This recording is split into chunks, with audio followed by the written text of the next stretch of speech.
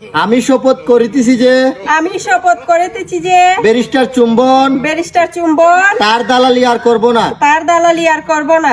আজকের পর থেকে ব্যারিস্টার চুম্বন তার সঙ্গে সম্পর্ক শেষ। সম্পর্ক বদলে গেল একটি পলকে। মুক্তা ইব্রাহিম পাঙ্কাশ, এক কাপল ব্লগার, বউ ব্যবসায়ী, তুই ব্যারিস্টার সুমনের সাথে এই দুর্নীতিটা কেমনে করলে? তোরে কি পরিমাণের মায়া করছে ব্যারিস্টার সুমনের, তোর লেগে কি না করছে?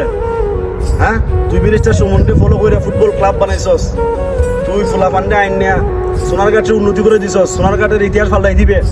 ব্যারিস্টার সুমনের আইডল আসলে তুই। এখন বেটা তুই ব্যারিস্টার সুমনের এই ক্রান্তি লগ্নে 2 দিনও হয়েছে না, তুই যে কইলে যে ব্যারিস্টার চুম্বন এইভাবে যদি কটাক্ত করলে এবং দালাল গাইলে, তুই তো দেশের মির্জাফর।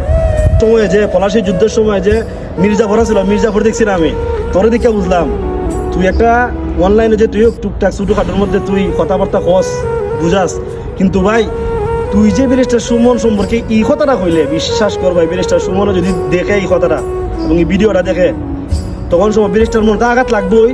পাশাপাশি শয়তানি কি দেখাবো জানাস নি যে আল্লাহ মুক্তা ইব্রাহিম থাকতে তুই আমার কেড়ে বালাইস।